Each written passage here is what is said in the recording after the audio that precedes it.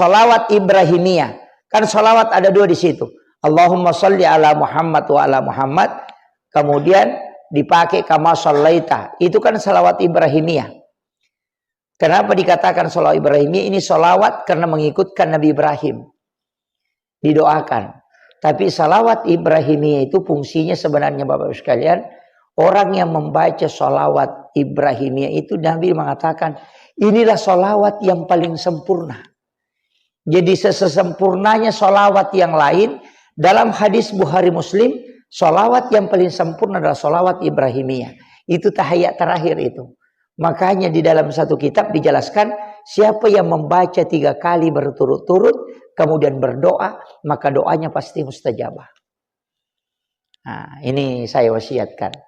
Jadi, Allahumma sholli ala Sayyidina Muhammad wa ala Sayyidina Muhammad kama shallaita la Sayyidina Ibrahim wa ala Sayyidina Ibrahim wa barik ala Sayyidina Muhammad wa ala Sayyidina Muhammad kama barakta ala Sayyidina Ibrahim wa ala Sayyidina Ibrahim fil alamin innaka Hamidun Majid.